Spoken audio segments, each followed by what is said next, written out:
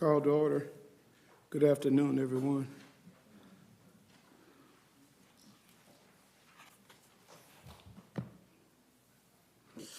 Okay, this is a workshop meeting of the Marlin Independent School District being held May 1st, 2023, beginning at 5 p.m. in the middle school library, 678 Success Drive. A live stream and recording of the meeting will be available for viewing on the district YouTube channel. The subject to be discussed or considered upon which any formal action may be taken or listed below. Items do not to be taken in the same order as shown on this meeting notice. Unless removed from the consent agenda, items identified within the consent agenda will be acted on at one time. Roll call. Board Manager Terry. Present. Board Manager Elders. Present. And Board Manager Johnson. All three board members are present. We do have a quorum. Please stand for the pledge and remain standing for a moment of silence. I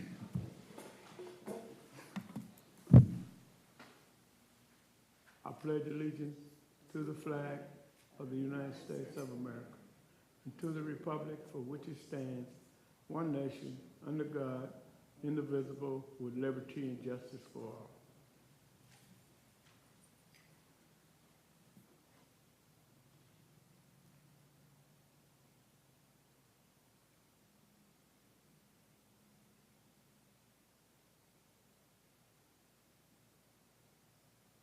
Thank you.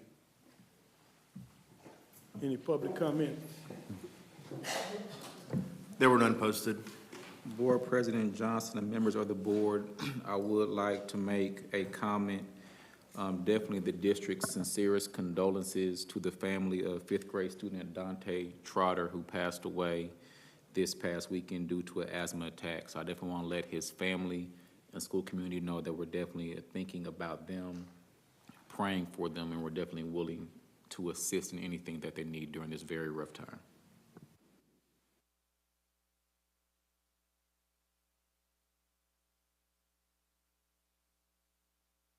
Next item on the agenda is closed session. We're going to close session at 5:02.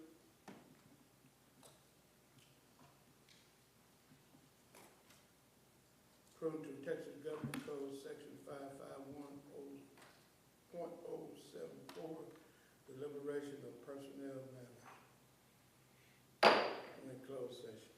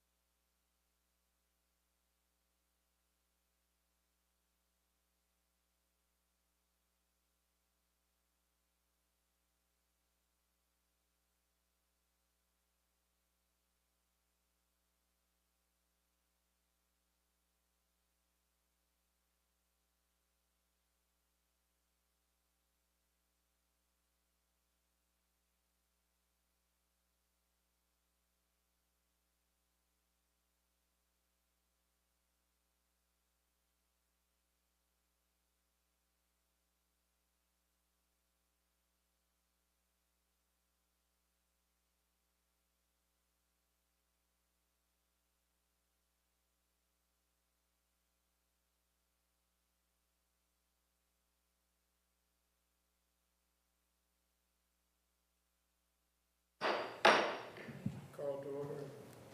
Back in open session now at 5:22. Next on the agenda is the superintendent report. Good evening, Board President Johnson and members of the board. Tonight, we'll begin with the bond 2022 update by Mr. Bustamante. Good afternoon, Board President Johnson, members of the board, Dr. Henson. The district continues to have meaningful conversation with all of our stakeholders and vendors just to ensure a successful project delivery for our bond 2022 projects.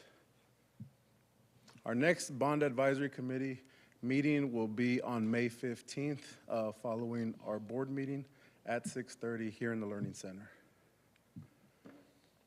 The updates for this meeting for Legion Field, there's a lot of updates on our meetings. So first meeting that we are having tomorrow is going to be with Symmetry Sports Construction. This is the company that's completing the installation for our track and turf. So we're definitely excited about that meeting.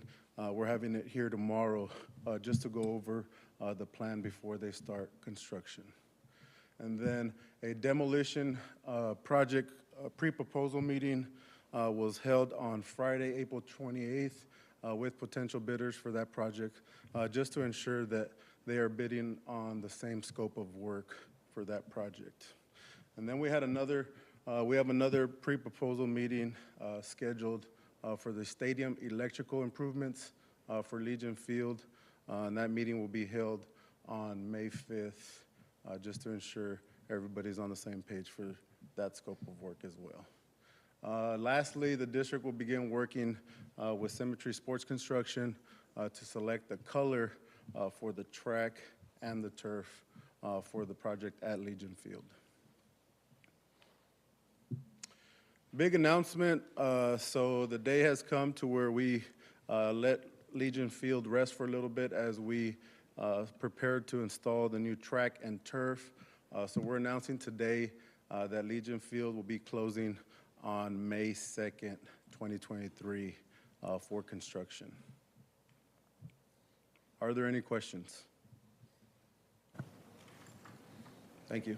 Board President Johnson, members of the board, this past week, Dr. Parker, Mr. Bustamante, and myself did travel to look at school facilities related to the construction and renovations of Marlin Elementary, Middle, and Marlin High School. Mr. Bustamante, can you maybe just speak slightly to what it is that we saw during our time touring those school facilities?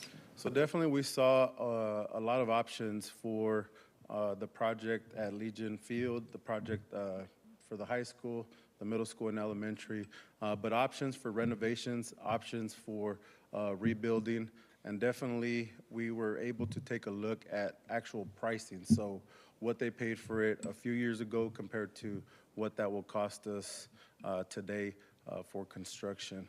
We were also able to see a layout of football field and track really lined up with our vision that we have here for Marlin ISD. So it was definitely neat to see the vision actually come to life, at a different project site, but something that we can potentially get here for Marlin ISD.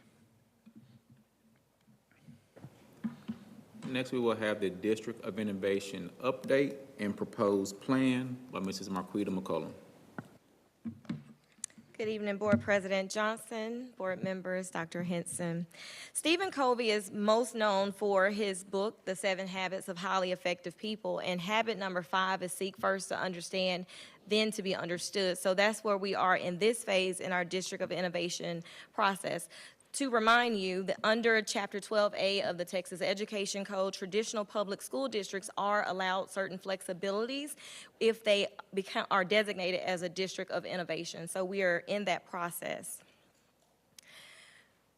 Just showing you check marks of where we were based on that resolution that was passed and the appointment of the committee. We have had 2 meetings, and we have an upcoming meeting where we've had a chance as a committee, and our committee consists of a principal, deans, associate principals, teachers, and a parent representative. So we've had a chance to explore some possible exemptions, and so that's what you'll see today. So we have not proposed a plan. It is not fleshed out because we're still looking at these exemptions and making sure we're choosing the ones that are right for Marlin ISD.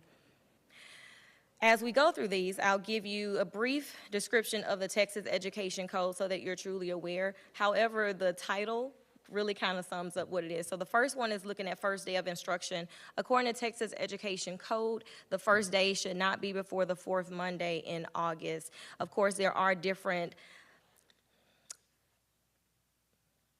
parameters in the education code that are allowed if your district is over 190,000, has over 190,000 scholars and things of that nature, if you're in a comprehensive plan and different things like that. So the exemption in this case would allow us to have it written that we are saying we would like to have school start before the fourth Monday in August. Class size and grades pre-K through kindergarten. I came before you twice this year to request those waivers. So what this exemption says, Texas Education Code says 25.112, is that pre-K through 4 needs to have a 22-to-1 ratio. That's students to teachers. So what this exemption would allow us to do is, as a district, determine what's our number so that we do not have to submit that waiver, because it's really a formality. To my knowledge, no district has ever been denied that waiver, so it's really an administrative task that the district has a chance. We talk through, and of course, if you have too many scholars, that's when you start talking about hiring an additional teacher. So in our instance, we had 23 and 24 in those classes. So the exemption would allow us to say, we are saying we could have 23-to-1 or 24-to-1. We would determine that as a district, so we wouldn't have to complete that waiver each year or each month whenever we did exceed that number. Campus Behavior Coordinator. The Texas Education Code indicates that one person should be designated to oversee discipline on a campus. Realistically, the way that happens in most districts and most schools, typically you have more than one administrator who handles discipline because one person is not always available. So be it by grade level or by the last name of alphabet. So you typically have more than one person who is able to assist. So the education code says a person. So the exemption would allow for multiple administrators on that respective campus to manage discipline. Teacher certification, this indicates, the Texas Education Code indicates that teachers have to be certified for the area where they are teaching. Now, just to keep in mind for this one, it would not include special education, pre-K, or bilingual, because those are set in stone. You have to have that certification. But in this instance, wherever we're having a difficulty hiring someone, I'm just saying, even if it was a 7th through 12th grade English teacher, you may have an EC6 teacher who is solid in reading. Long as you coach that person, they're able to teach high school English. So it would allow for different stipulations like that. Probationary contracts, the Texas Education Code indicates that a teacher has to have 1 year of a probationary contract, even coming from outside of the district. This exemption would allow us to consider having multiple years, so 2 years, because you may need 1 more year to determine, does this teacher meet the standard, do they need a term contract at this time? So it wouldn't impact teachers who currently are on term contract. It's looking at probationary teachers and possibly having them have 1 more year. The next exemption being explored is based off of Texas Education Code 25.036, and that's looking at interdistrict transfers. So we have scholars who come to us from outside of Marlin Independent School District. The Texas Education Code indicates that those students should be enrolled for 1 full year. What this exemption would allow is to consider special circumstances. Maybe you have a scholar who is highly truant, maybe disciplinary issues and things that are causing major disruptions to the campus. And while we love to coach and grow scholars, sometimes they may need to return to a home campus. That's what that exemption would allow, looking at it from that lens. The School Health Advisory Council, under Texas Education Code, it does indicate that they have to meet at least 4 times a year, and there are other stipulations. So it's looking at this one, do we really need to meet 4 times a year? Who's a part of the committee? So that exemption would be able to look at different parameters for the shack, as some people do know it.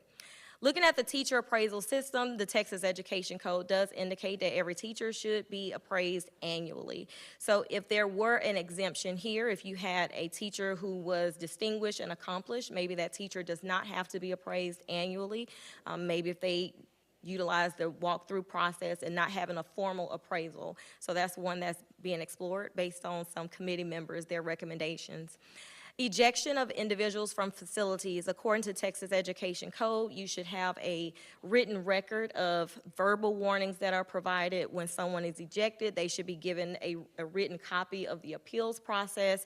And when you think of that lengthy process that takes place, typically you don't have that paperwork next to you. So it's looking at possibly an exemption could say we do have the appeals process posted online, so different parameters like that. And then the last one is school district depositories contract. So where we are, there are not a plethora of banks. So this would allow Marlin Independent School District to keep our bank and not have to go for the RFP, so requesting for a proposal beyond 8 years.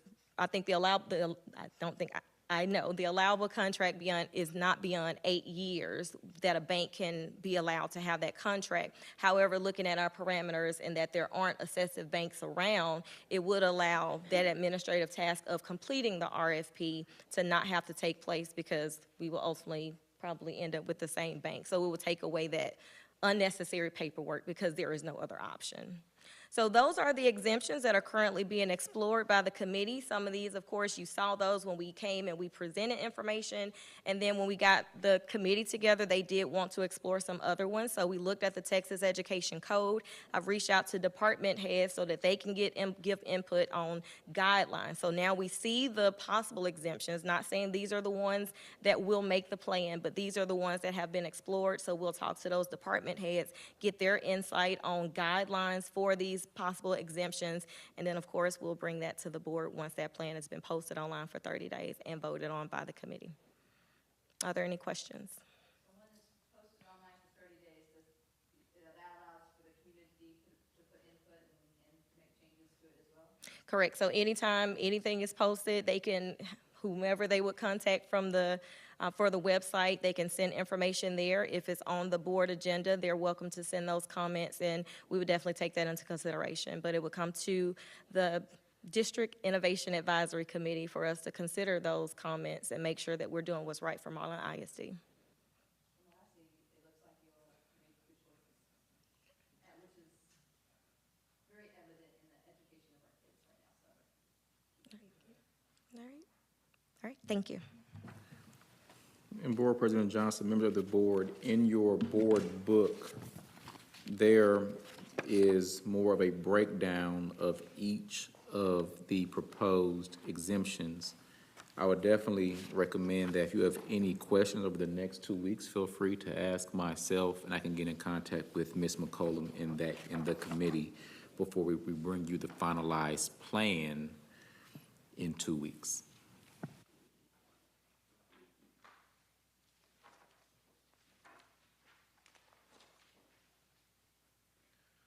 Board President Johnson, members of the board, in order to educate children in the best environments, they're to be kept safe and secure. Tonight I am going to discuss the district-wide intruder detection audit report findings. Marlin Middle School had their intruder detection audit on April 13th of this year. For phase 1, just access into the campus with someone in the building, there has been no corrective action. We were able to stop and redirect that person to the front office. For phase 2, the exterior door audit, there was one door that was not secured properly. The door was not broken, but it was not closed all the way shut.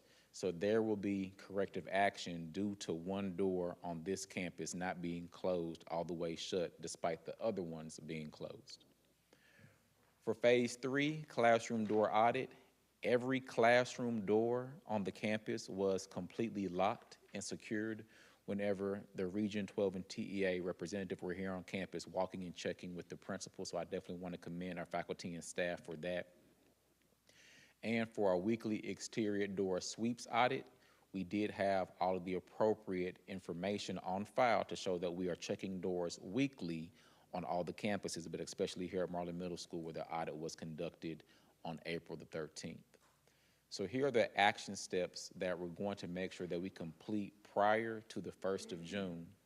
The District School Safety and Security Committee will develop a plan to train all staff again. Despite only having one corrective action as it relates to the exterior door, I think it's still an opportunity to train and remind everyone of how to close and properly lock all exterior doors.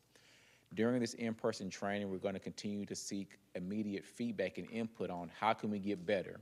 Despite not having corrective action, what things can we still improve upon to keep our faculty, staff, and students safe? And then we're going to develop an action plan to address what happens if a door is broken or is not completely secured. So as we're doing the weekly audit checks, let's say we come across door 13 that is not completely secured, or we want to make sure that we have a plan of action to address that immediately. Are there any questions? Next, we will have the 23-24 salary schedule by Mr. Bustamante.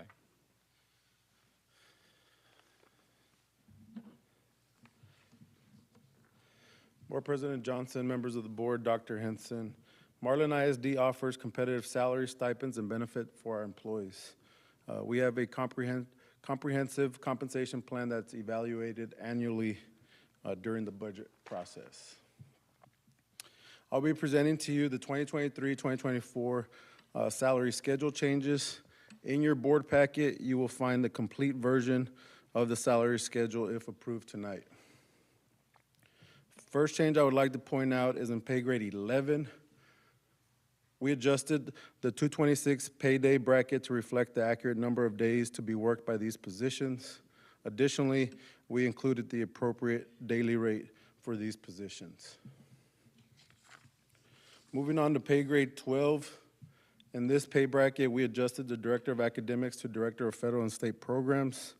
This position will be responsible for monitoring budgets and implementation of programs addressing student improvement using state and federally funded budgets and allocations. These changes will not cost the district any additional funds. Are there any questions? Thank you. Board President Johnson, members of the board, next we have the report on continuing education credit for board members. And I would like for Board Manager Mrs. Terry to please read the document. Okay.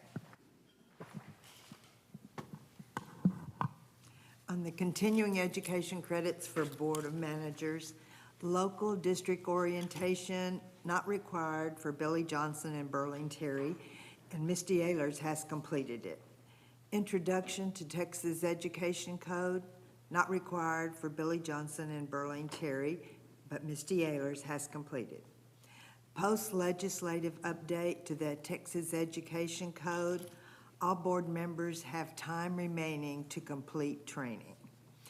And number 4, team building, all board members have completed annual team building. Number 5, evaluating and improving student outcomes, Misty Ehlers has completed. Billy Johnson and Berlin Terry have time remaining to complete training. And identifying and reporting abuse, trafficking, and other maltreatment of children, all board members have completed training. Additional continuing education credits, Billy Johnson 10, Berlin Terry 9, and Misty Ehlers 30. Misty had to do more because of a new board member. I'm sure that's a typo on Berlin, only 9. But anyway, that's what we have for the Board of Managers. Thank you, Mrs. Terry. And this does conclude the superintendent's report. Oh, I'm sorry, Board President Johnson. One additional thing. The yearbook is in production, and there's a shipping delay, but it should be here by May the 29th. Now, this concludes the superintendent's report. Okay. Mr. President, I move that we accept the consent agenda as that has been presented to us. Have been moved and second.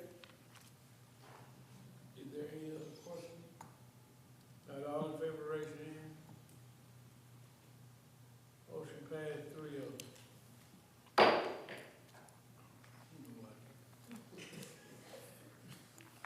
All right,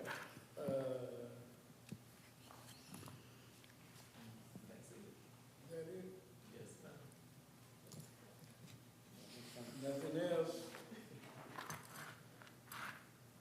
We stand adjourned. That's why.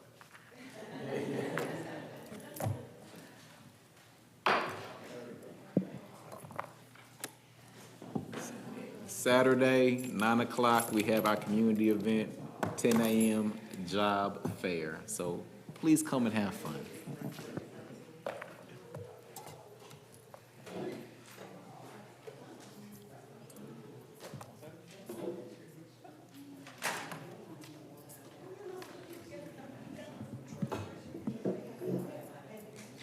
Job training.